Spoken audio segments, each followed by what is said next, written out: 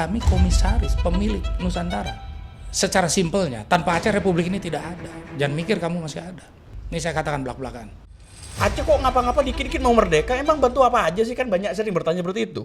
Itu yang saya bilang amnesia sejarah. Yang nyebut itu adalah orang-orang yang mohon maaf tidak tahu sejarah, orang-orang yang bodoh. Itulah Bung Karno datang meminta pada para kakandanya di Aceh, bantulah Republik ini. Padahal kalian di Jawa ini, di Kalimantan ini, menjadi Islam karena kami. Kamilah kesultanan yang menyebarkan Islam ke seluruh Nusantara. Ada penulisan buku baru Ya. tentang sejarah Indonesia yang terbaru milik Kementerian Kebudayaan. Ya.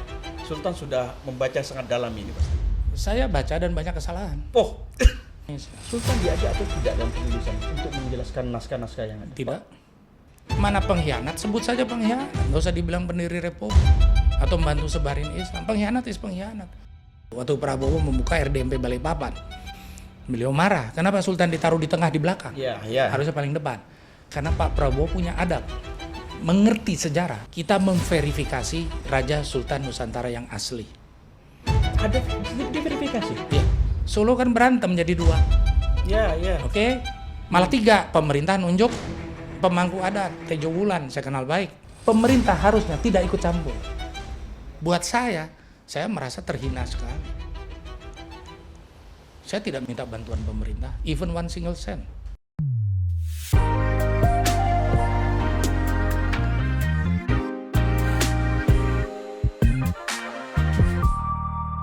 Aceh telah menjadi ingatan yang cukup mendalam bagi Republik ini. Sepanjang tahun, bahkan hampir ratusan tahun, Aceh telah mengisi perjalanan panjang untuk menyatukan satu puzzle menjadi bangsa yang utuh dan mungkin menjadi negara yang hari ini kita kenal menjadi NKRI. Dan belakangan, sejak banyak bencana yang terjadi dan hari ini kita mengenal bahwa Aceh begitu tegar menghadapi bencana yang hari ini memakan hampir ribuan jiwa. Dan kita menjadi bertanya-tanya, apakah Aceh akan terus mengalami pasang surut tentang hubungan pusat dan daerah. Tapi kita tidak ingin mengutip itu, teman-teman. Kita akan banyak berbicara bagaimana Aceh membangun ingatan publiknya, membangun ikatan historisnya. Bagaimana hubungan Aceh dari salah satu ujung dari siku-siku pulau Republik kita menjadi suatu kekuatan yang dahsyat di abad-abad silam. Dan hari ini kita akan berbicara secara konteksnya historis dan politik dengan salah satu tokoh penting yang kalau teman-teman ingat waktu masa kuliah atau masa sekolah, nama-namanya sering ditulis di buku-buku sejarah. Dan hari ini kita akan berbicara langsung dan berdialog dengan salah satu keturunan dari salah satu kerajaan Islam pertama dan terbesar pada saat itu, yakni Kesultanan Raja Pasai. Kita sambut Kesultan Malik Kesultanan Pasai, Syekh Badruddin Shah. Tengku Badruddin Shah. Oke, Sultan, selamat datang di podcast kita hari ini. Terima kasih.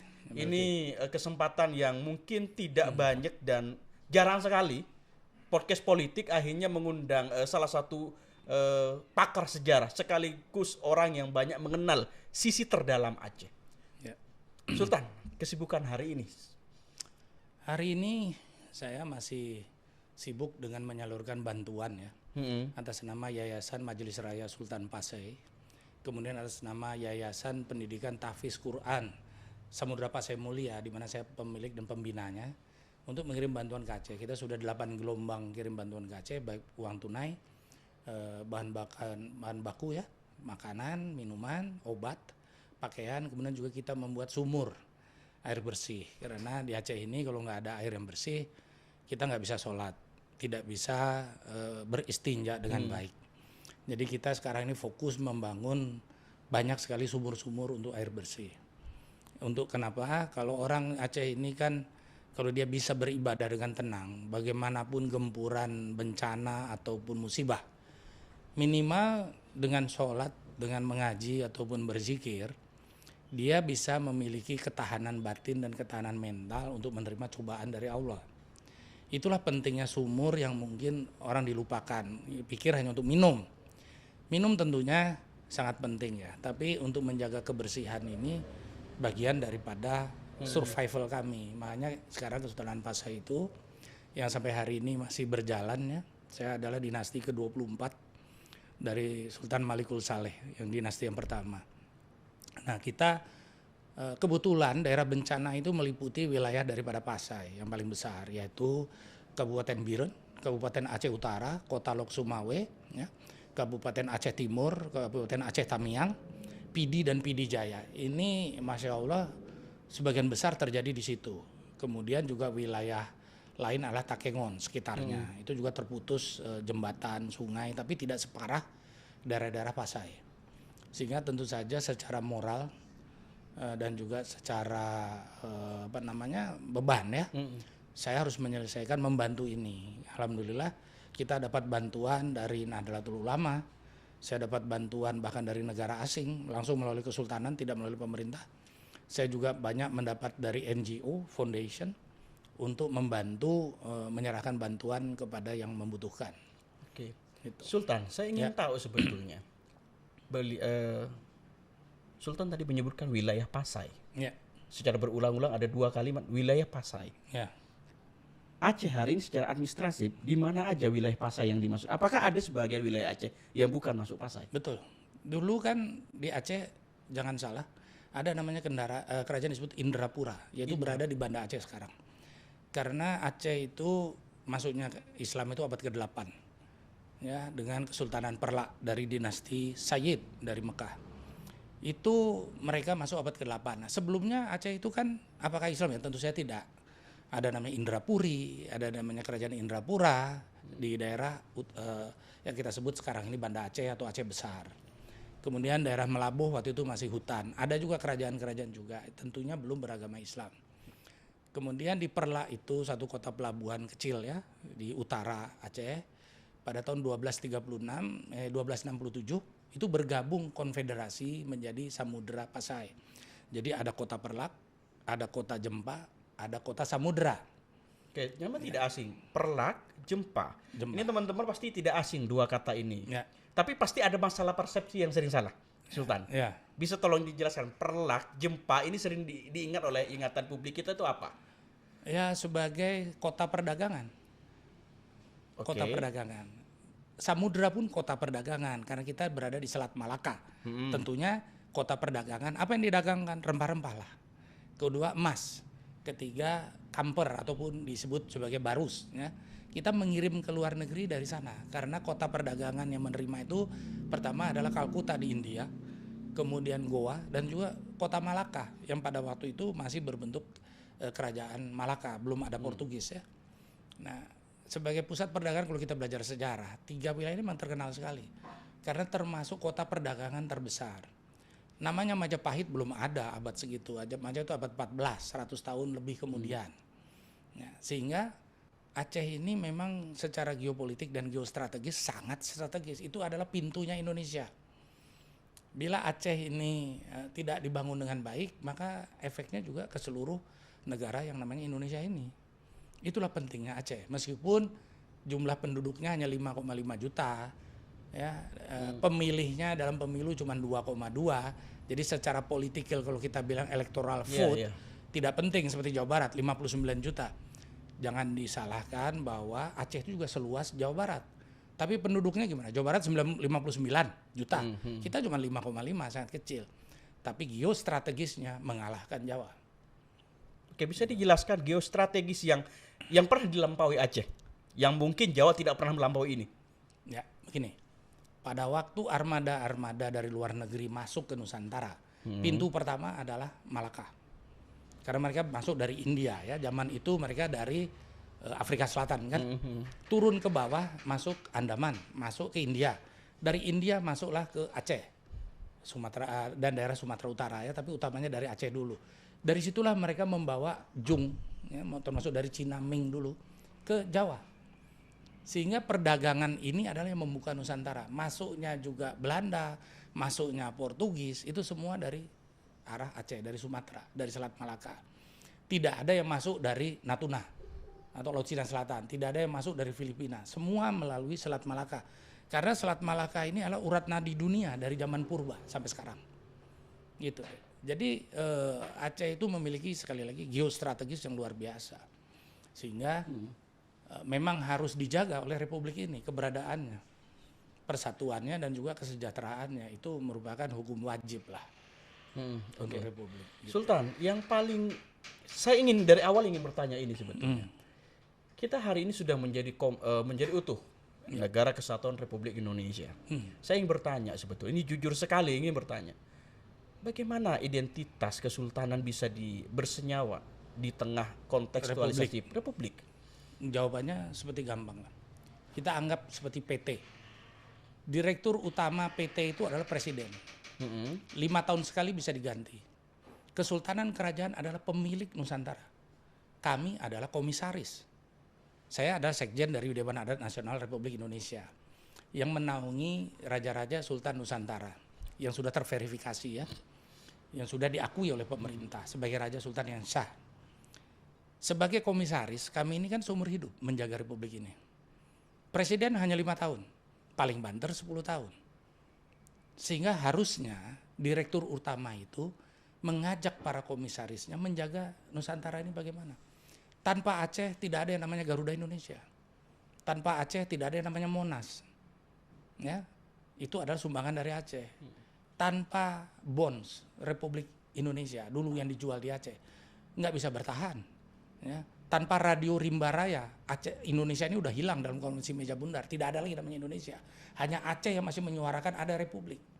Sehingga Aceh diberikan gelar daerah istimewa Aceh waktu itu kan. Nah, histori ini harus diingat oleh para pimpinan republik sekarang. Jadi janganlah menganggap kesultanan atau kerajaan ini sebagai lawan politik. Tidak, kami komisaris, pemilik Nusantara. Riau menyumbang berapa? Siak 12 juta gulden. Berapa ratus triliun kalau sekarang pada zaman itu. Diberikan dengan sukarela. Ya, karena kami merasa bahwa Nusantara ini adalah satu bangsa sebenarnya. Bahasa kita Indonesia, lingua franca ya, apapun bahasa daerahnya. Sehingga pada waktu zaman Bung Karno maupun Soeharto ya, di DPD itu ada utusan golongan kan, utusan daerah, itu kebanyakan raja-raja sultan ada di situ. Tapi dengan reformasi, apa yang baik itu dimusnahkan, apa yang warisan Soeharto itu dianggap jahat semua, harus dimusnahkan. Sehingga sekarang DPD itu diisi oleh orang partai politik. Orang partai politik secara insting, dia hanya akan bela politikalnya saja, partainya. Dia akan membela yang vote dia saja. Sedangkan Republik ini nggak semua orang satu suara. Ada yang milih Gerindra, ada yang milih Golkar, ada yang milih PDI mungkin kan. Karena mereka orang politik bisa dicabut posisinya di DPR atau DPD oleh partai politik. Akhirnya mereka hanya berkiblat kepada partainya. Hal yang menurut saya sangat salah. Oh, jadi selama ini Sultan berpikir bahwa DPD ini tidak tepat sebetulnya komposisi. Tidak. Yang benar adalah kembali ke zaman sebelum reformasi. DPD itu adalah ada utusan golongan dan utusan daerah sebagai bagian daripada DPD itu, bagian daripada MPR kan gitu. Sehingga Raja Sultan itu bisa mengemukakan aspirasinya tanpa terikat oleh jaring politik, tanpa terikat oleh budi kepada partai politik. Dia benar-benar mewakili daerah asalnya, bukan partainya. Kalau sekarang kan petugas partai lah, pegawai partai lah. Rakyat mau ditaruh di mana? Oke, iya. Saya mau tanya, rakyat mau ditaruh di mana? Pelayan partai. Hanya kasih sumbangan, dikasih kaos setiap pemilu. Itu kan merendahkan rakyat. Jangan lupa, kekuasaan di tangan rakyat, bukan di tangan partai. Partai hanyalah representatif. Tapi kalau kita bicara negara, siapa pemilik negara ini? Kerajaan Kesultanan yang membentuk republik ini. Yang dilakukan dari lobi-lobi Bung Karno. Jogja ikut dalam republik ini, diberi hadiah sebagai daerah istimewa. Aceh dikasih nama daerah istimewa. Karena paling besar jasanya untuk republik. Oke, Sultan. Identitas daerah istimewa. Artinya kan bukan hanya, dalam hari ini bukan hanya Pasai dalam artian. Ya. Berarti Aceh keseluruhan dong. Ya, provinsi. Nah, provinsi Sultan kan. Nah, pemaknaan hari ini kan berarti administratif. Nah, bagaimana dengan komposisi ada pemimpin posisi sama. Jadi posisinya Gubernur Pak Mualim itu setara dengan Gubernur Jawa Barat dan sebagainya secara administratif posisinya. Tapi bagaimana dibandingkan dengan Sultan posisinya dengan daerah Yogyakarta? Kan tidak apple to apple. Ada satu saya Sultan. Kalau saya bilang sangat tidak adil. Oke. Sama-sama daerah istimewa. Ya ini. Jogja berdasarkan linear ya, patrilinear turun-temurun menjadi gubernur, undang-undangnya diberikan. Aceh pada waktu Jogja diberikan hak itu kami sedang perang dengan Republik. Oke, bentar Pak. Jadi sedang perang berkonflik dengan Republik kan, Oke. masa konfrontasi. Betul. Dari 32 tahun. Sehingga Aceh waktu itu daerah khususnya tidak terbenahi, tidak tertata, dan tidak diberikan apa haknya. Konflik ini kalau kita bicara konflik kenapa sih? Masalah keadilan. Bermula daerah Aceh Utara, daerah kami, daerah Pasai, menghasilkan 25 LNG tanker setiap bulan. 0 untuk datang ke Aceh. Semua dikirim ke Jawa. Bentar Sultan. Ya. Ini dari kapan menghasilkan LNG ini? Tahun 78. Sehingga detik ini. Udah habis Oke. LNG-nya. Sehingga Aceh tidak mendapatkan manfaat dari LNG tersebut. Semuanya dipakai untuk membangun the rest of Indonesia. Ketidakadilan ini menyebabkan garis keras daripada Aceh, termasuk pihak kesultanan, beranggapan tidak perlu kita bergabung dengan Republik. Kami kaya kok, punya uranium, punya gas, punya emas, punya minyak. Apa yang kami tidak punya? Kayu berjuta-juta kubik, gaharu luar biasa. Ya. Tapi kan kita tidak berpikir demikian setelah tsunami. Setelah tsunami kita by enforce, by kekuatan yang maha kuasa dari Allah, sadarlah bahwa saling membunuh itu tidak ada dalam Islam. Saudara kamu seiman, mau tentara, mau orang Gam. Sama-sama agamanya sama. Kan gitu ya. Datangnya tsunami itu menghasilkan suatu yang baik, yaitu perdamaian. Sekarang bagaimana kita mengisi perdamaian tersebut? Timbullah Undang-Undang nomor 11 tahun 2006, Undang-Undang Pemerintahan Aceh. Bukan daerah istimewa Aceh, bukan otonomi khusus Aceh, bukan Otsus Aceh. Ya, bukan. Atau Otda Aceh, tidak. Undang-Undang Pemerintahan Aceh. Di mana dibaliklah pajak. Pajak 80% ke Aceh, 20% ke pusat. Dulu Aceh 0. Ditulis saja 10-20%, tapi realisasinya 0.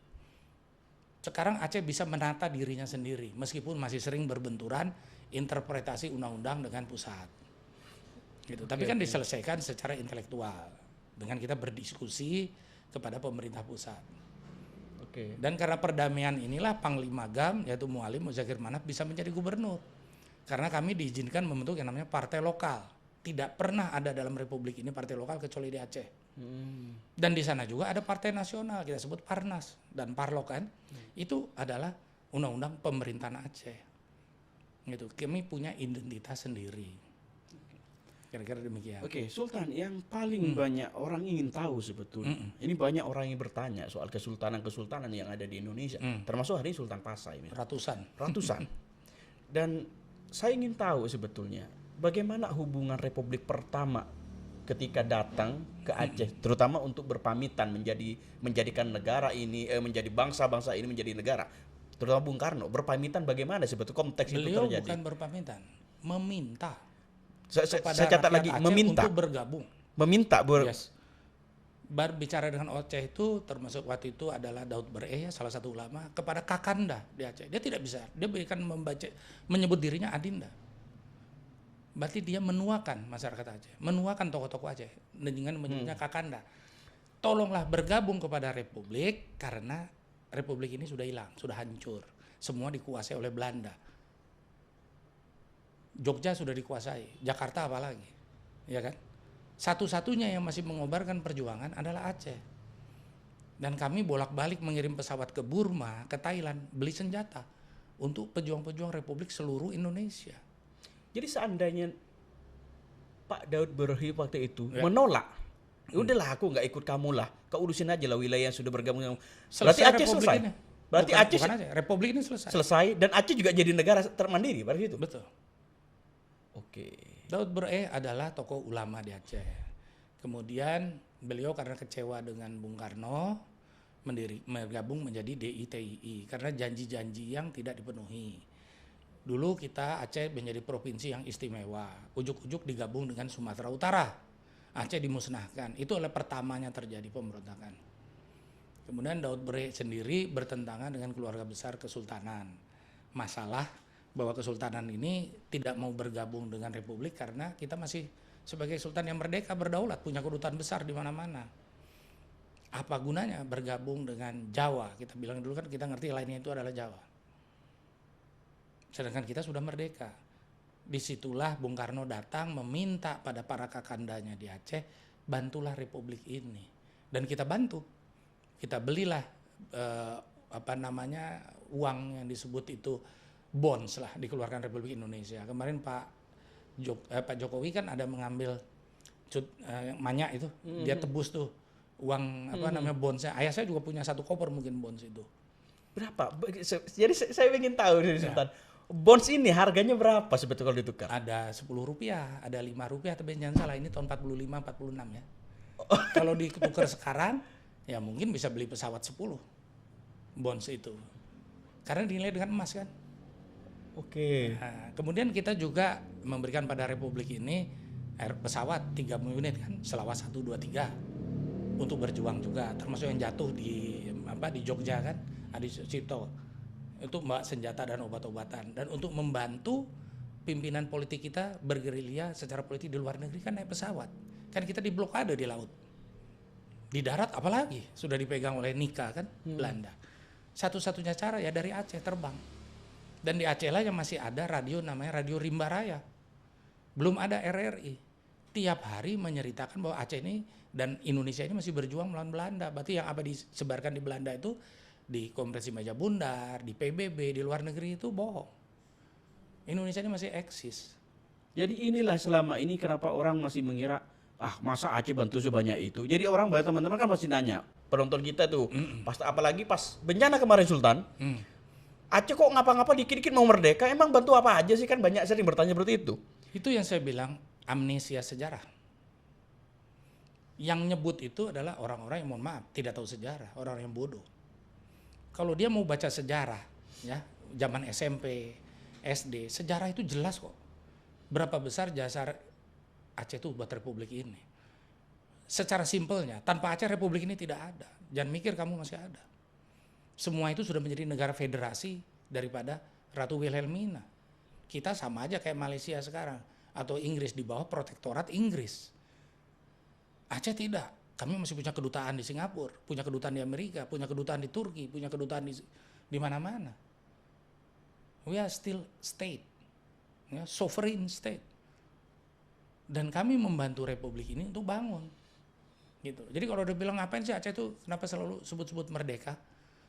Dilihat dong sejarahnya. Ketidakadilan.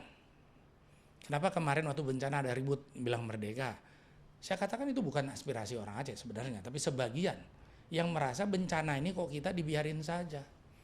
Jangan dibilang bencana itu kita dapat bantuan mendadak, tidak. LSM, kami dari Kesultanan dan juga Kesultanan Aceh yang lain yang setengah mati berjibaku dari hari 0, hari H1.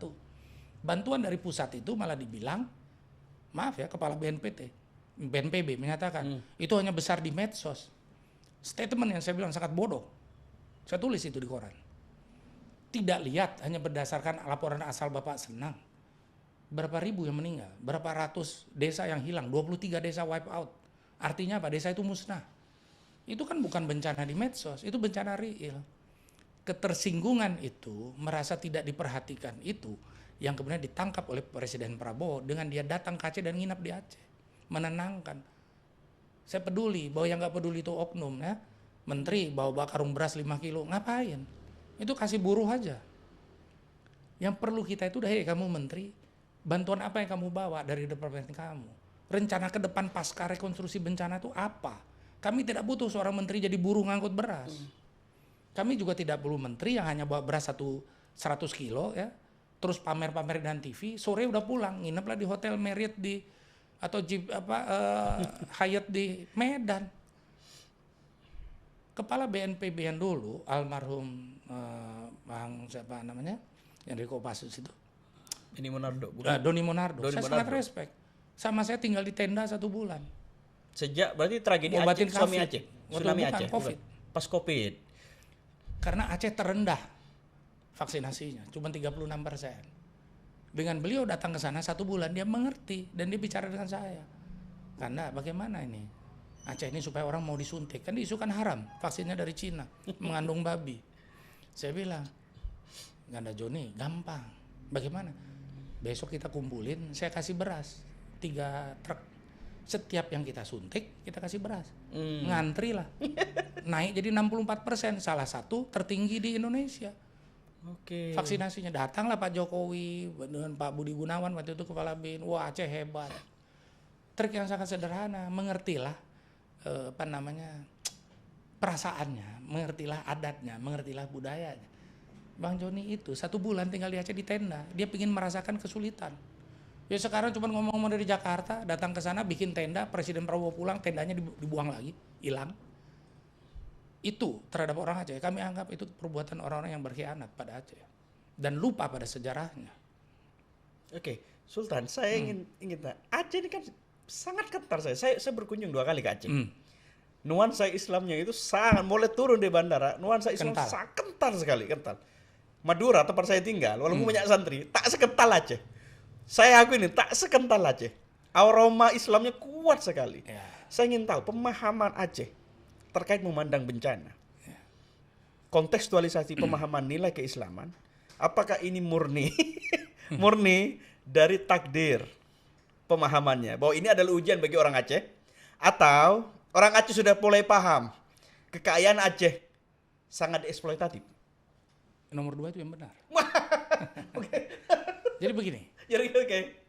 kalau orang mengatakan bencana adalah dari Allah, benar. Kausalitasnya apa? Keserakahan manusia. Pimpinan di Aceh maupun pimpinan di Republik ini adalah khalifah fil ard. Khalifah yang menjaga alam. Kalau kalian merusak alam, alam akan membalas. Diizinkan oleh Allah kan? Datangkan badai, datangkan hujan yang terus-menerus berminggu-minggu. Izin Allah. Karena kalian sebagai khalifah fil ard gagal menjaga alam. Serakah, tanda tangan aja tuh. HPH, hutan lindung pun dibabat semua. Terbukti kan ribut belakangan bahwa yang hancur itu berasal dari HPH liar yang masuk merambah hutan lindung di Leuser, termasuk di Sumatera Utara. Berarti khalifah fil ard di daerah itu siapa? Gubernur yang sebelumnya yang mengeluarkan izin-izin. Menteri yang dulu mengeluarkan izin-izin itu menteri-menteri siapa? Yang sekarang semuanya dicabut oleh Pak Prabowo kan 28 izin. Berarti gagal menjaga alam. Alam murka. Diizinkan oleh Allah datangnya air bah. Berikut kayu-kayunya yang disembunyikan. Terbuka sekarang. Berarti keserakahan manusia yang membangkitkan kemarahan alam. Bukan Allah yang marah. Allah mengizinkan alam karena alam itu kan juga berzikir pada Allah. Jangan dibilang kayu itu enggak berdoa pada Allah. Jangan dibilang air itu tidak berdoa. Mereka itu berdoa, mereka makhluk Allah, menuntut keadilan. Allah memenuhi keadilan itu, timbullah bencana. Kan begitu. Jadi bencana Aceh bukan karena dari Allah, tapi karena kerakusan manusia. Kegagalan menjaga khalifah fil ard. Kegagalan melindungi alam. Alam itu harus dilindungi oleh manusia karena manusia adalah khalifah. Jadi, Kan gitu. Oke, yang paling menarik, ada nggak pengalaman ajaran atau mekanisme kehidupan Kesultanan Pasai dalam memahami alam di sekitar Aceh? Ini saya pengen tahu penataannya bagaimana, Sultan? Simple. Tadi yang saya bilang amnesia sejarah. Mungkin nggak semua orang juga mengenal Kesultanan Samudra Pasai. Ya. Padahal kalian di Jawa ini, di Kalimantan ini menjadi Islam karena kami. Kamilah kesultanan yang menyebarkan Islam ke seluruh Nusantara. Para wali sanga belajarnya di Aceh, di Pasai ya. Kemudian kita sebut sekarang adalah para wali sanga. Ya. Siapa coba sebut? Di Gresik. Ya. Siapa di Gresik? Sunan Gresik sebutannya. Maulana Malik Ibrahim. Ibrahim. Maulana Ishak. Datangnya dari mana? Dari India. Mereka datang juga dari Maghribi, Maroko. Menyebarkan agama Islam di Aceh oleh Sultan Aceh, Sultan Malikul Saleh. Diperintahkan ke Jawa menyebarkan agama Islam. Diperintahkan ke Padang, ke Medan, kemana-mana, seluruh Nusantara. Bahkan sampai ke Ternate. Saudara saya, Sultan Ternate Muda Farsah, saya anggap sebagai om saya. Anaknya sekarang Hidayat Syah, Sultan juga di Ternate, sama dengan saya. Dia tahu yang menyebarkan agama Islam di sana, di Ternate Tidore adalah ulama dari Pasai. Apa gelar mereka? Syah. Apa nama saya? Belakang saya juga Syah. Kami bersaudara. Jadi kemiripan berarti? Bukan Sultan? mirip, aliran darah. Kami disebut talo darah, tali darah. Aceh adalah kakek orang tuanya. Anaknya adalah Cirebon. Cucunya adalah Banten. Oke? Cicitnya adalah Ternate. Itu lantai darah. Kami bersaudara. Seluruh sultan itu pasti syarif. Saya syarif. Mereka juga syarif. Syarif Hidayatullah. Syarif Muda Safarsa, kami satu darah. Dari mana? Sayyidina Hasan. Berarti kami ini satu keturunan, garis lurus. Tugas Samudra Pasai adalah menyebarkan agama Islam. Dimulai dengan datangnya Syarif Ismail, penguasa Mekah. menasbihkan kerajaan Samudra menjadi Kesultanan Samudra Pasai. Sultan-sultan Samudra Pasai itu dari sebelumnya sudah Islam. Kan gitu. Jadi bukan Buddha, bukan dadakan ganti agama, tidak, mana bisa. Nah, wilayah-wilayah yang non-Islam disebarkan agama Islam melalui apa? Senjata, tidak, perdagangan dan perkawinan. Coba saya tanya orang Jawa, tahu nggak siapa Pangeran Hadiri? Pangeran Hadiri, Pajang, suami Ratu Kalinyamat. Orang Pasai, Mas. Di sejarah Ratu juga Kalinyamat sering disebut dan banyak kenal, tapi suaminya Sultan Hadiri kan? Ah, iya. Itu orang Aceh. Disebut Hadir Tamu. Sultan yang tamu, pangeran yang tamu. Coba cek nanti nama aslinya siapa. Tapi di makamnya jelas. Makamnya makam tipikal Pasai. Saya udah datang dan mereka mengakui Pangeran Hadiri, suami Putri Kalinyamat, ya, Ratu Kalinyamat adalah dari Pasai, menyebarkan agama Islam. Tugasnya menyebarkan saja. Berarti apa? Tablik. Betul ya? Nah, prinsip dasar Pasai itu cuma 4. Meniru sejarah Rasulullah. Pertama, amanah. Dalam perdagangan tidak boleh mengurangi timbangan. Tidak boleh menipu orang. Tidak boleh memalsukan barang. Kedua apa? Fatonah kan. Apa itu fatonah? Bijaksanalah dalam mengurus rakyat. Jangan dolim. Jangan demi partai. Jangan demi dirimu. Demi rakyatmu. Ketiga, tablik. Sebarkanlah agama. Ya. Keempat apa? Tiangnya Pasai. Ada 4 tadi. Sidik. Apa itu sidik? Kalau kau ngomong, itulah perbuatannya. Jangan kau ngomong A, besok tahu. Habis itu tempe. Berarti kau bukan orang Islam. Berarti kau bukan turunan Pasai. Turunan Pasai, atau kalau kau beragama Islam, diajarkan oleh nenek moyang saya, peganglah 4 ini. Sehingga setiap kesultanan di Aceh, setelah Pasai dihantam 2 kali oleh Majapahit dan 1 kali oleh Portugis sehingga runtuh, menikahlah dengan kesultanan yang berasal dari Aceh besar, yaitu Aceh Darussalam. Bergabunglah semua menjadi Kesultanan Aceh Darussalam dari perkawinan. Jadi dari yang paling tua, Aceh Darussalam yang baru, itu adalah kakek, paman, cucu, ipar. Karena saling kawin para sayyid dan para syarif. Nah, tablik ini kemudian berubah menjadi namanya Kadi Malikul Adil. Seperti Syekh Fansuri, kemudian Syekh Syahkuala, Syekh Abdul Rauf As-Singgili. Itu adalah Kadi Malikul Adil. Pemimpin agama di kesultanan yang bisa memveto putusan sultan. Jadi sultan itu tidak otoriter, masih ada kekuatan yang lebih tinggi, kekuatan agama. Kalau salah harus ditegur, diperingatin oleh Kadi Malikul Adil gitu loh. Tapi intinya 4 ini. Nah, oke, ini menarik. Saya semakin baru ingatan saya, Sultan. Jadi saya jadi ingat, Sultan.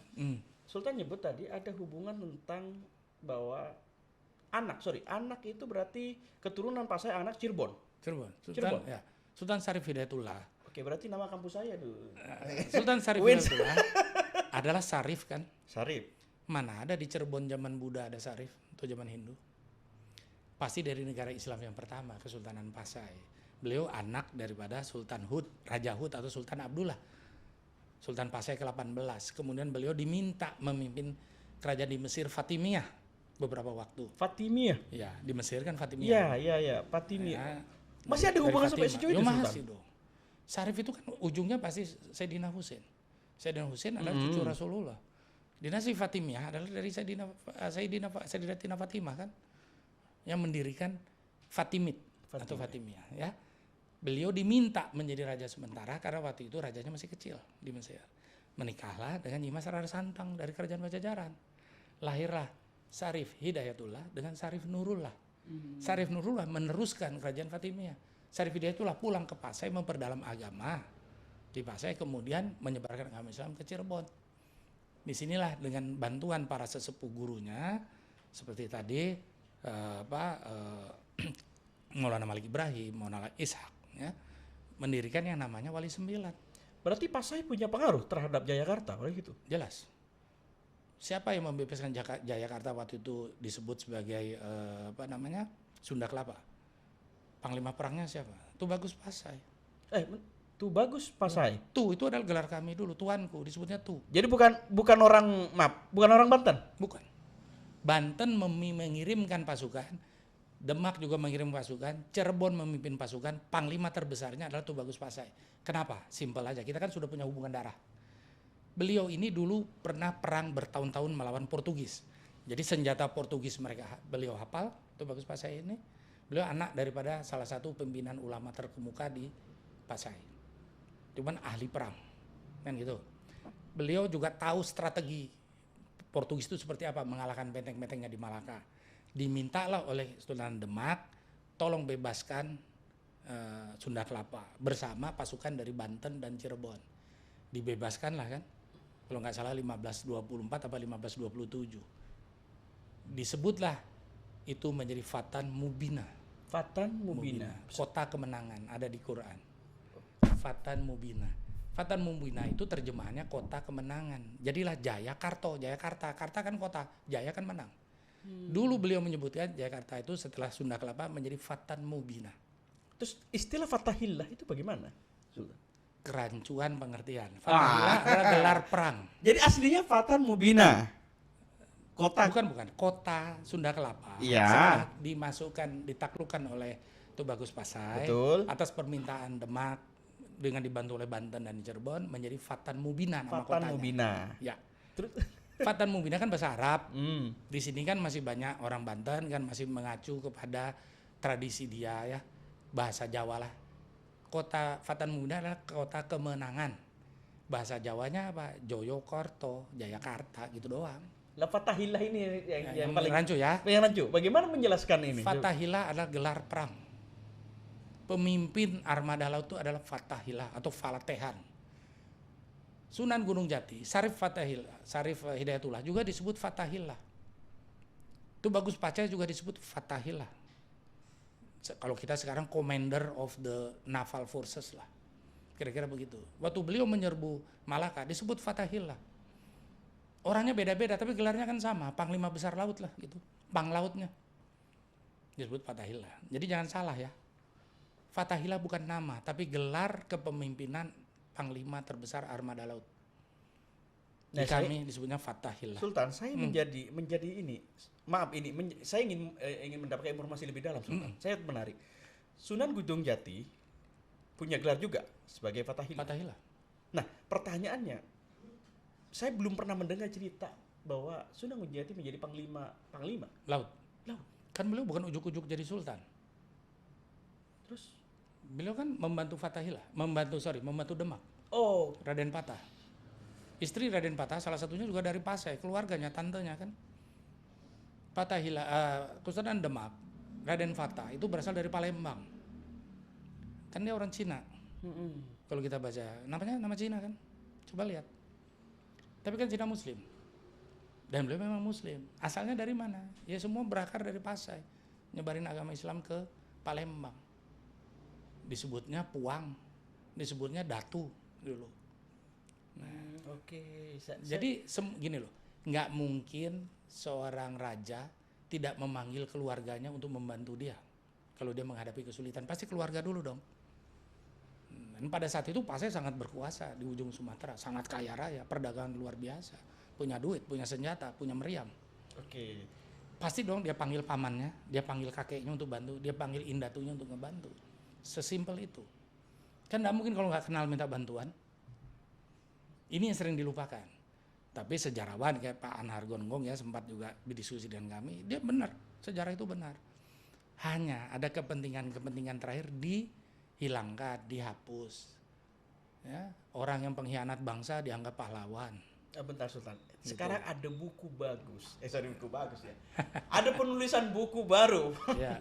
Tentang sejarah Indonesia yang terbaru milik Kementerian Kebudayaan ini. Ya. Sultan sudah membaca sangat dalam ini pasti.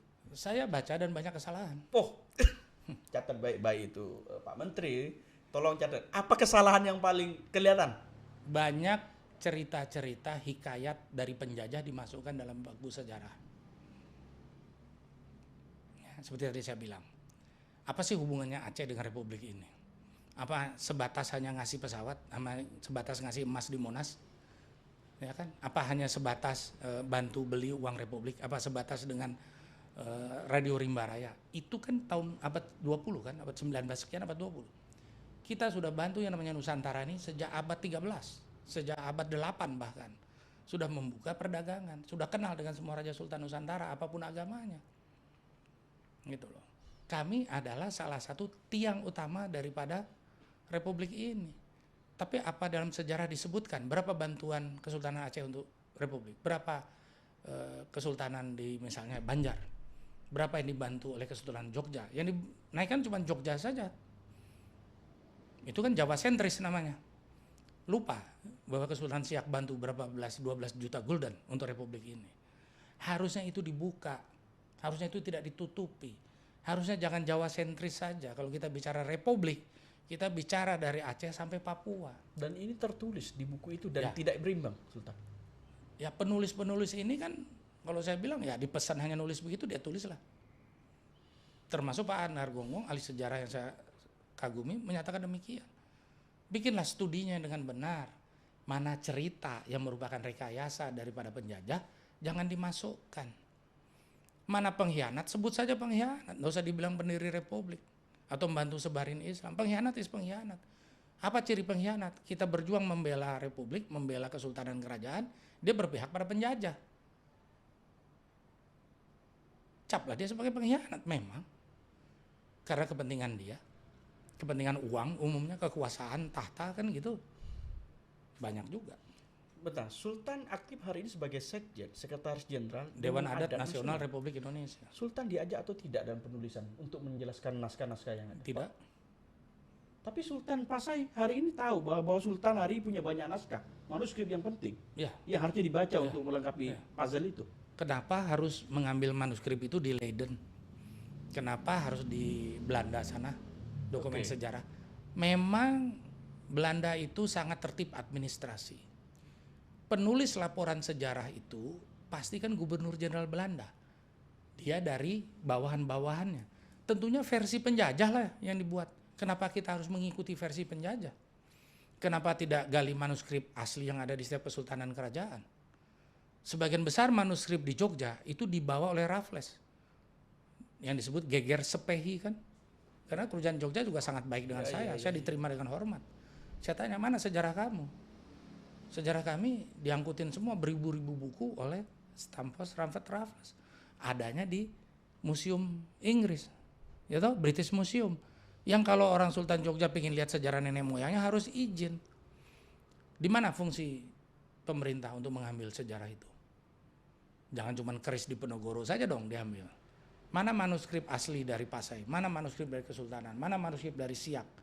Mana manuskrip dari Jogja yang dirampas, dihilangkan dan diganti narasinya? Barulah buat sejarah yang benar mengenai Republik ini. Sehingga Raja Sultan ini orang Indonesia, anak-anak SD, SMP, SMA, masa kuliah itu paham sejarah sebenarnya dari Republik ini seperti apa. Sultan hari ini menyimpan nggak beberapa naskah? Tentu banyak. Dipublikasikan? Sebagian saya lagi terjemahkan karena itu kan pakai bahasa Jawi ya, bukan bahasa Jawa. Dulu bahasa Arab Melayu itu namanya Jawi, bukan Jawa ya. Itu diterjemahkan banyak di Malaysia sekarang karena tsunami hancur, dijual-jual lah ke Malaysia. Jadi ini menjadi fakta menarik, Sultan. Karena saya pikir selama ini cerita kesultanan kerajaan, semua pejabat-pejabat atau tim penulis berkoordinasi langsung dengan pihak Tidak ada. keturunan. Menulis versinya. Versi zaman Daud Yusuf beda dengan versi sekarang kan? Kurikulum yang sekarang apa sama dengan kurikulum zaman dulu? Tidak, beda. Saya masih hafal kok Pangeran Diponegoro perang kapan 1825, 1830. Begitu hebat ya kita diajarin masalah sejarah. Saya hafal perang Padri kenapa? Sebabnya apa? Kan tidak dibuka. Wah, Diponegoro pahlawan karena dia mau hanya ngelawan Belanda. Tidak, bukalah sejarahnya kenapa beliau melawan Belanda. Karena dia tidak setuju dengan raja-raja Jogja yang berpihak pada Belanda. Oke, ya. Gitu. Dia pingin merdeka, tidak terikat penjajahan. Tapi sultan yang lain, coba lihat di kerajaan Jogja, mohon maaf, foto-fotonya gandengan semua dengan penjajah. Betul kan?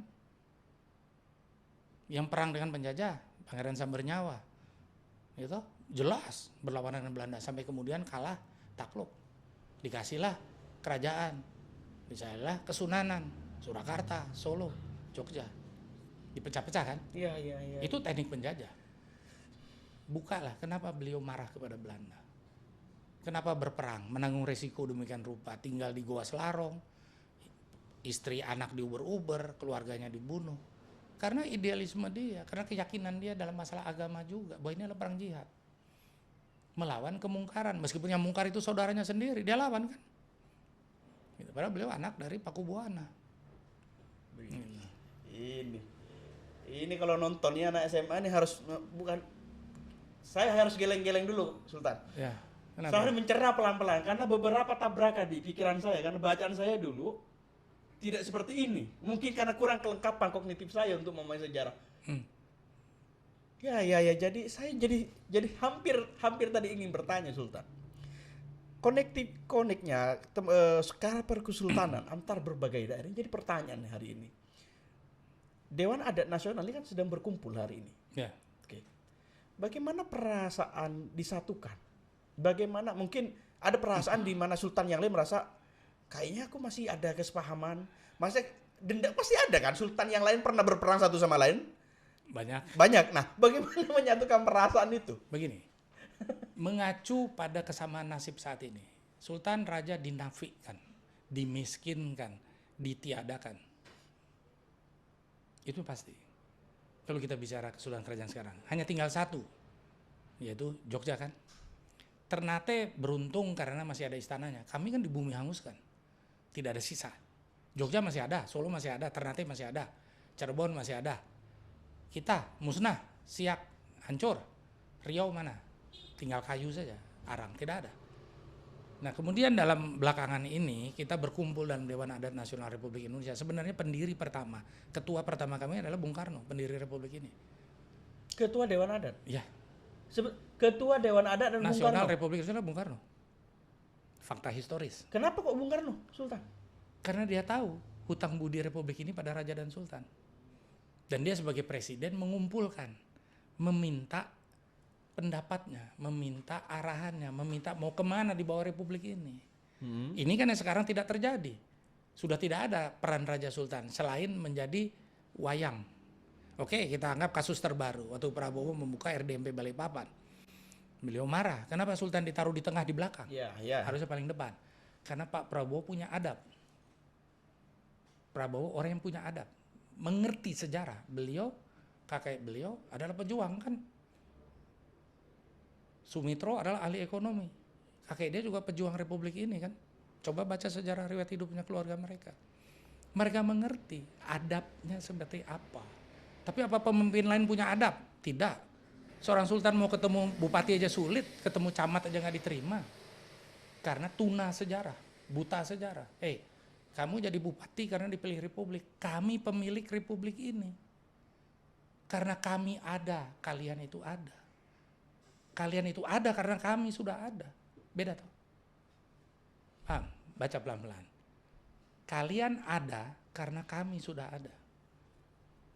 Kami ada sebelum kalian itu ada di sini. Kami sudah ada. Jadi jangan lupakan kami, jangan miskinkan, jangan dianggap musuh, jangan dinafikan. Ajak kami berbicara.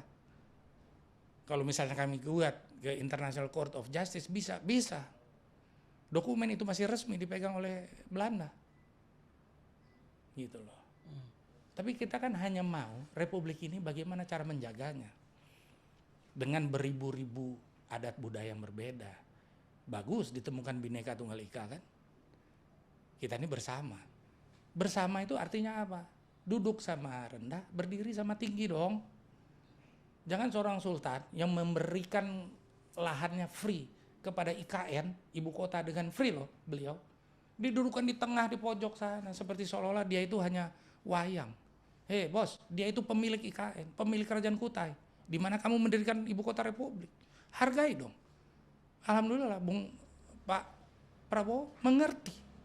Dia sempat diam sampai beliau pindah ke depan baru lanjut pidato. Etika dan adab beliau luar biasa. Sampai akhirnya Gubernur Kaltim kan minta maaf. Tapi telat. Kau sudah melukai hati seorang sultan. Dan melukai hati Raja Sultan Senusantara. Berarti kalian tuna sejarah. Kalian tidak punya adab. Kalau kalian nggak punya adab, percuma kalian pasang gambar pangkat gubernur atau wali kota bupati. Di mata kami, kalian tidak ada artinya. Oke. Jelas ya? Jelas. Sultan, saya jadi penasaran juga sebetulnya. Kalau sudah jadi republik seperti ini, bagaimana sebetulnya ekosistem kehidupan kesultanan masing-masing, terutama Kesultanan Pasai hari ini? Bagaimana mengorganisir ingatan, pengikut, masyarakat? Begini, jadikanlah setiap Raja Sultan Nusantara, saya nggak berbicara ansih Pasai ya, Ya. sebagai komisaris republik, dudukkan dalam kedudukannya sebagai penasihat republik ini. Karena mereka adalah pemiliknya. Bagaimana dengan presiden? Secara demokrasi, presiden seperti PT adalah direktur, 5 tahun diganti. 10 tahun maksimal. Kami tidak bisa digantikan sampai mati. Setelah kami mati, anak kami melanjutkan. Berarti kami adalah going concern. Perusahaan, kalau perusahaan kami itu terus menerus sampai kiamat. Kalian tidak, per 5 tahun, per 10 tahun. Ajaklah bicara.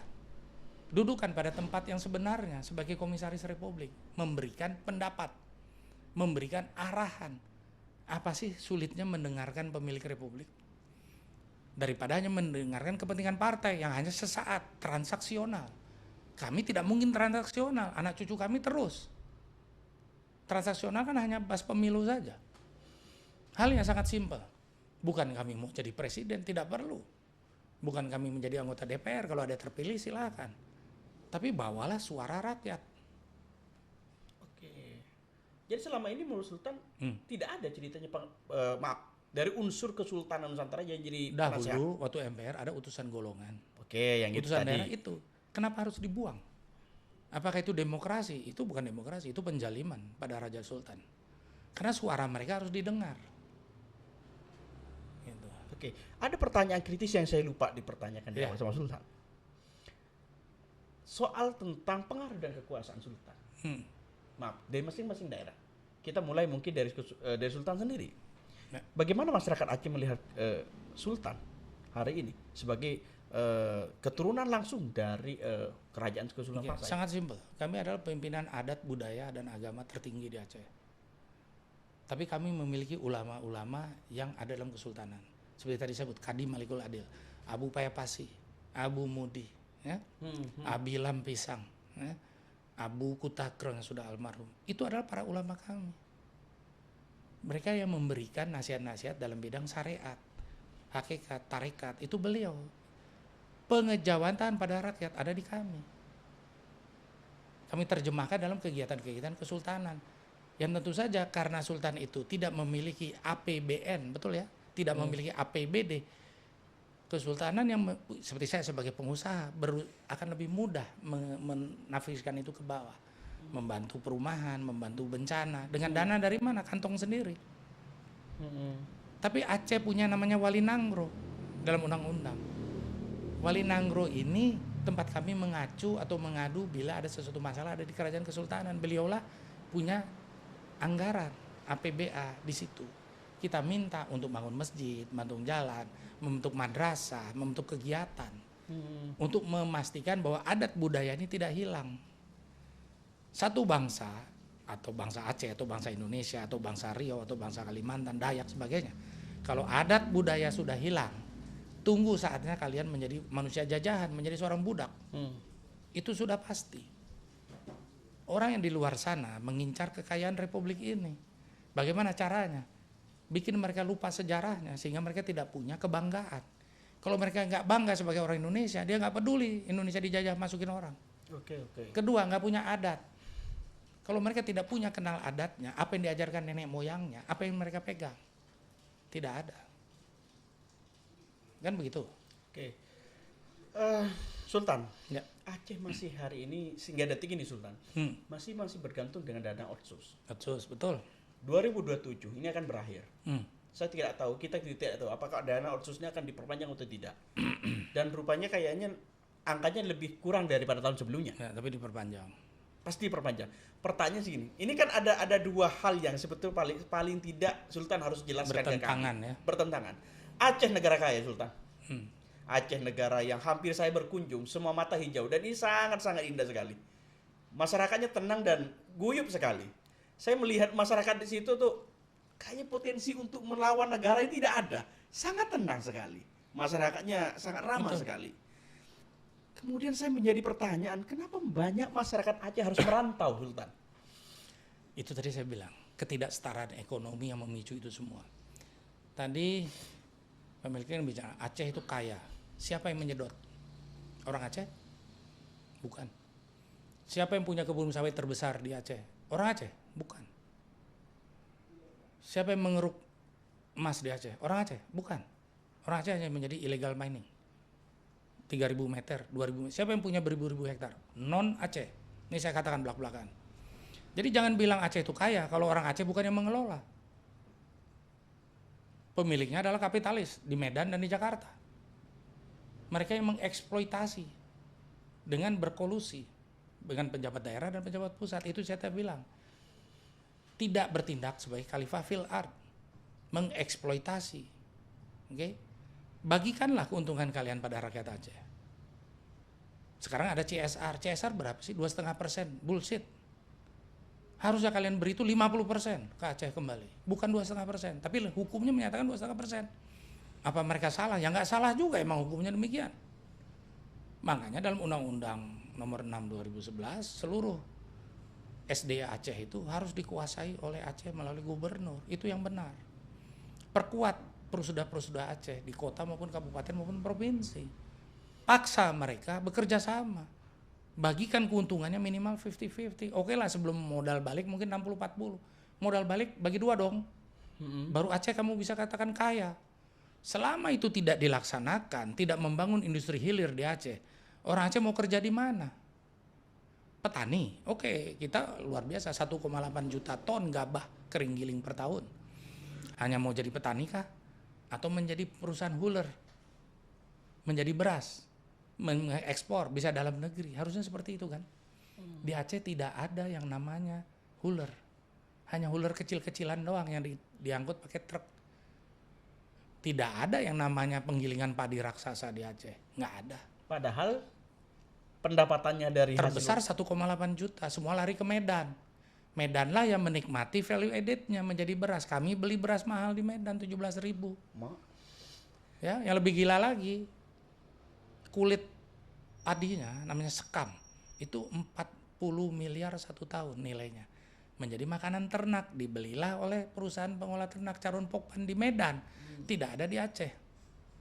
Kirimlah kelapa ribuan ton ke Medan. Jadilah jadi seperti apa misalnya ya? Jadi santan. Oke? Jadi jelly. Ada pabriknya di Aceh? Tidak ada. Kalau Anda tanya dengan Sultan, itu by design atau kebetulan? By design. Jadi ada by design. Oh jelas. Kalau ada kebijakan, pastikan hilirisasi berada di Aceh. Olah kelapa di Aceh, banyak dong anak-anak teknik di Aceh jadi bekerja. Iya. Dirikan huler-huler raksasa di Aceh, jangan di Medan. Value added dapat di Aceh kan? Kenapa kami jual beras 4.800 harus beli nasi padinya 17.000? This is full stupid. Kalau tidak by design, kenapa tidak dilaksanakan? Saya mengundang investor hilirisasi di Aceh. Itu saya lakukan karena saya tidak setuju bahwa Aceh hanya menjadi sumber bahan baku. Oke, nanti kita gali emas. Emas di Aceh dengan Cooper tembaga terbesar setelah Papua, Freeport. Nomor 2 terbesar ada di Aceh. Lintasan daerah selatan itu semua Cooper dengan emas. Daerah lain Cooper emas dengan perak, emas dengan yang lain kan? Hanya Aceh dan Tembagapura atau Freeport emas dan tembaga, 2 yang sangat luar biasa mahal. Jangan bikin emasnya kirim ke aneka tambang dong. Bikin pabriknya di Aceh, smelternya. Baru saya angkat topi. Kenapa tidak ada kebijakan? Karena by design. Aceh hanya penghasil raw material. Sampai kapanpun Aceh hanya kaya dalam teori, tapi miskin dalam praktek. Sekarang kita menemukan deposit gas dan minyak luar biasa di Andaman oleh Mubadala Energy. Saya punya partner, saya punya kawan dari United Arab Emirates. Dia bicara dengan saya, Sultan, kami join dengan Sultan bikin LNG liquefaction di Aceh. Pertama memenuhi kebutuhan Aceh, baru kirim ke Medan, baru kirim ke Riau, baru kirim ke Jawa. Itu yang benar. Kenapa United Arab Emirates malah berpikir demikian? Apa pusat tidak berpikir? Berpikir, tapi tidak dilaksanakan. Kebijakannya Pertamina. Sampai Gubernur Aceh pernah mengusir Pertamina dari Aceh kan? Waktu kita disuruh beli pakai barcode, angkat kaki aja Pertamina dari kami. Aceh tidak butuh Pertamina. Akhirnya barcode tidak jalan di Aceh. Ya, jadi kesenjangan kebijakan BUMN atau kementerian dengan realitas di Aceh ini tolong dilihat dengan benar dong. Kelapa, kenapa harus ke Medan? Hanya batoknya Rp3.000 satu. Terus kita beli kara santan 12.000. Kan nggak masuk akal. Bikinlah di Aceh. Kenapa tidak masuk di Aceh? Sedangkan sebagai daerah khusus izinnya mudah. Tidak perlu izin menteri, cukup gubernur cukup kepala dinas. Very easy untuk investasi. Tapi kan ditakut-takuti. Aceh banyak GAM tuh. Aceh banyak yang berontak tuh, nanti kamu ditembak. Itu kan by design, supaya orang takut. Sehingga investor tuh hanya beli raw material bikin di Medan. Medan kaya karena Aceh, bukan sebaliknya.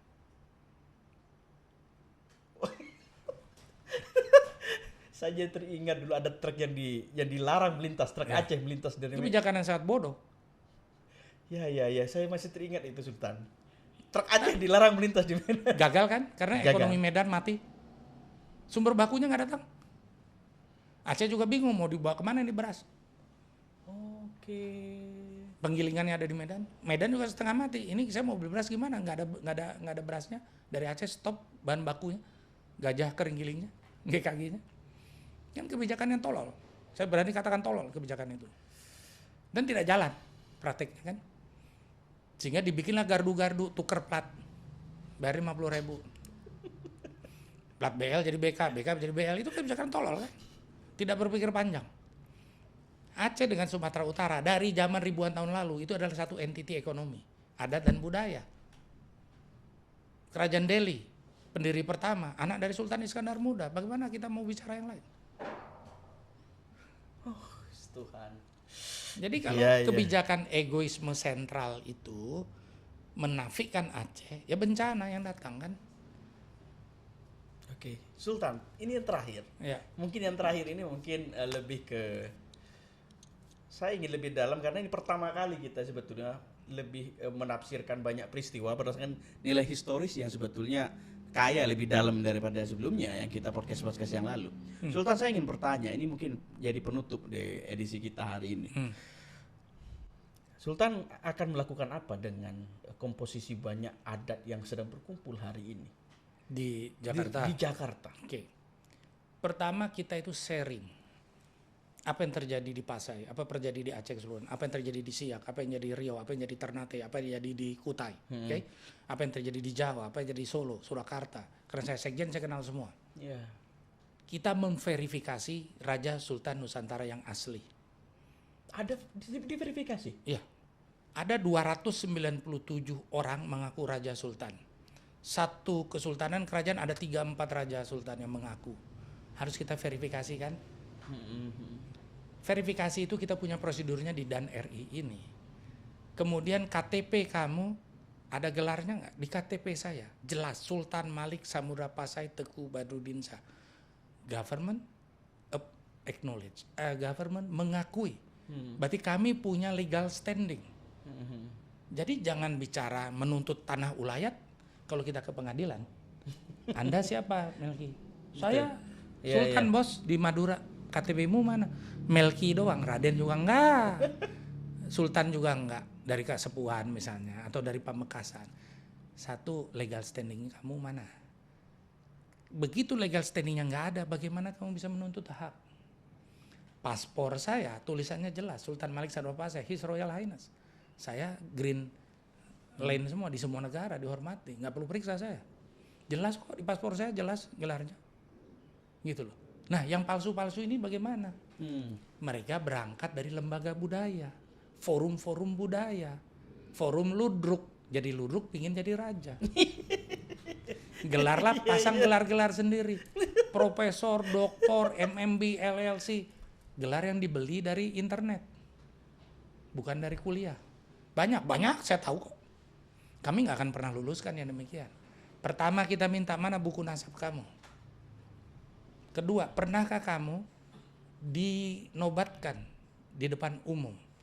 Dan mana surat kabar yang memberitakan pada hari itu? Kan kalau dinobatkan 2022, jangan bikin berita di 2027 dong jadi raja.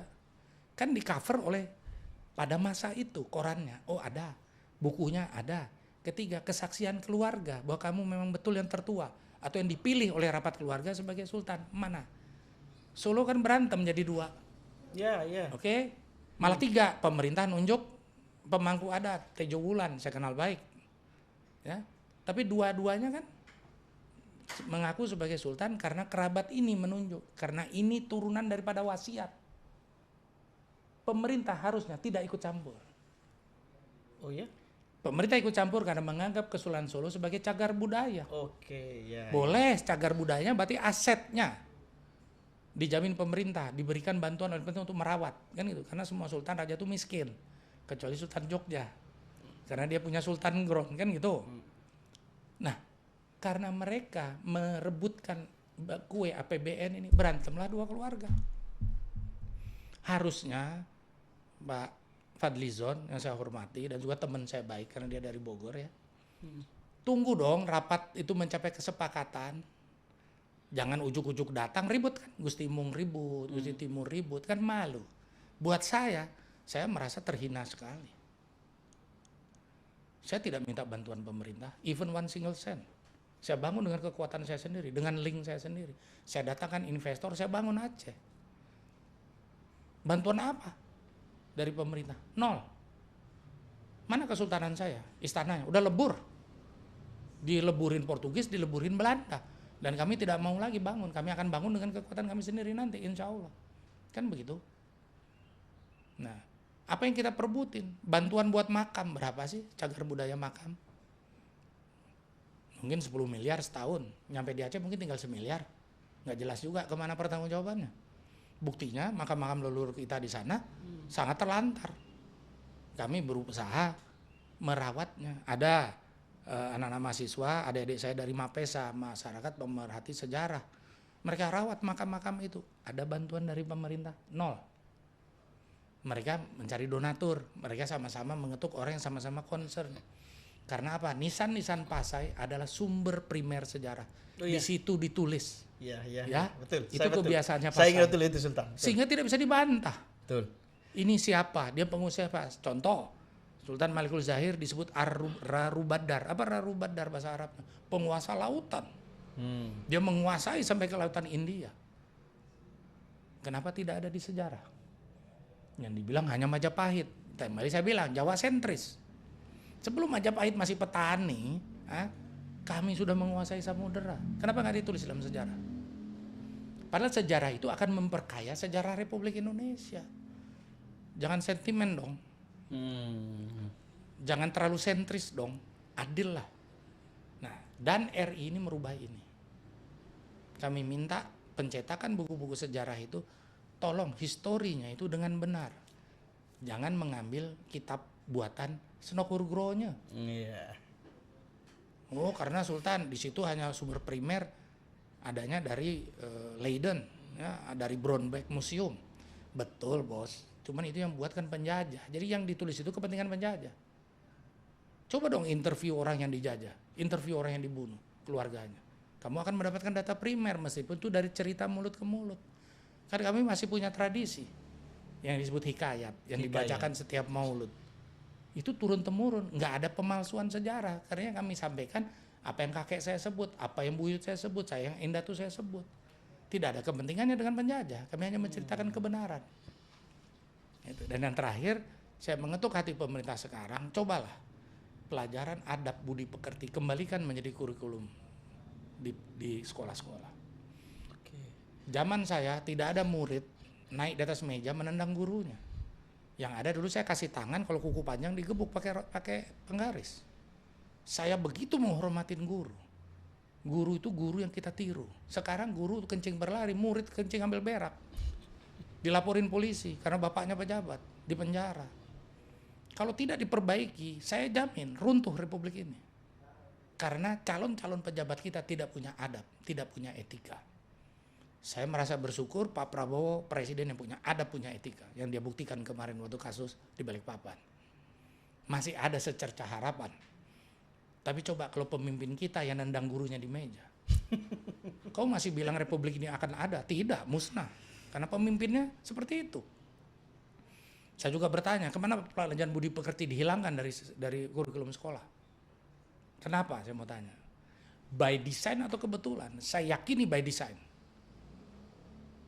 Untuk menyambut runtuhnya republik ini. Kenapa sejarah harus dimanipulasi? Supaya tidak ada kebanggaan pada anak-anak bangsa kita, pada generasi mendatang, generasi setelah saya, generasi kamu, generasi anakmu. Kalau tidak punya kebanggaan pada republik karena tidak tahu sejarah, apa bisa republik ini bertahan? Tidak mungkin. Departemen Pendidikan itu harus bertanggung jawab. Harus jawab pertanyaan itu. Kenapa dihilangkan? Apa dipikir pelajaran Google atau chat AI semua itu bermanfaat untuk republik? Dalam segi tertentu memudahkan kehidupan, tapi tidak bisa menciptakan kebanggaan. Karena yang ada di situ hanya kolateral, hanya kulit daripada berbagai macam manuskrip yang bisa salah bisa benar.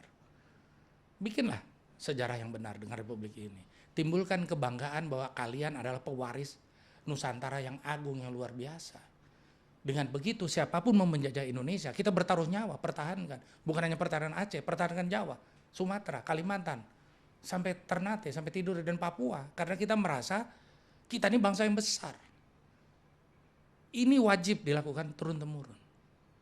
Dan di kami di Pasai, di Aceh, berpegang pada 4 tiang tadi saya bilang kan, pemimpin harus amanah. Kembali saya katakan, kau bicara yang jujur, jangan menipu, berdaganglah yang baik. Makanya Sumatera Pasai menjadi kota perdagangan sangat disegani dan sangat dihormati. Tidak ada timbangan emas yang dikurangi, tidak ada timbangan gaharu yang dikurangi. Tidak ada rempah-rempah yang dikurangi even 1 gram. Sehingga terkenal seluruh dunia kalau berdagang di Sumatera Pasai, kau pasti untung, tidak ada yang berkhianat, tidak ada yang mengurangi timbangan, amanah. Ya kan? Kedua, fatona. Bijaksana pemimpinnya. Tidak perlu dia berfoya-foya naik misalnya tandu berlapiskan emas di Pasai, tidak ada sejarah itu. Dia naik kuda sama seperti rakyatnya, tapi dia diagungkan karena kebijakannya. Cobalah tiru kebijakan Sumatera Pasai kepada pemimpin yang sekarang. Tablik, kita punya ulama-ulama hebat di NU Muhammadiyah.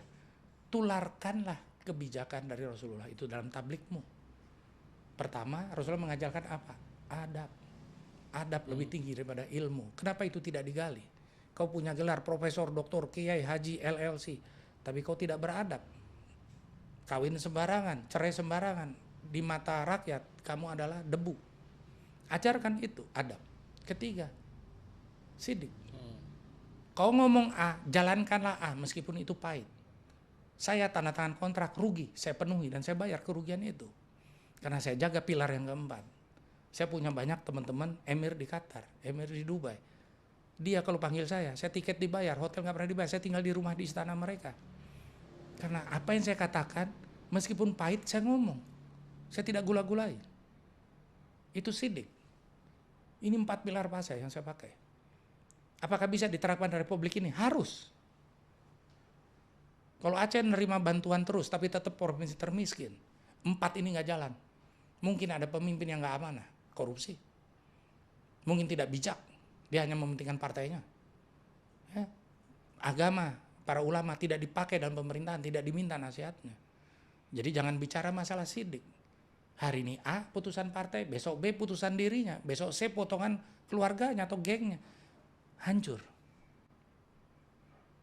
Jadi kembali ke 4 itu saja. Sudah dibuktikan oleh Rasulullah dengan Khulafaur Rasyidin. Mereka berpegang pada 4 ini. Menjadilah kekhalifahan terhebat dari masa lalu sampai masa depan. Tidak ada yang bisa menyaingi. Kerajaan Turki Utsmani menjadi empire luar biasa karena mereka pegang 4 ini dan hancur karena ini tidak dijalankan. Betul kan? Betul. Gitu. Oke. Kira-kira itu deh. Panjang sebetulnya. Terima kasih Sultan. Ya, sudah kembali. Saya sebetulnya jadi sekolah lagi lebih tepatnya sih.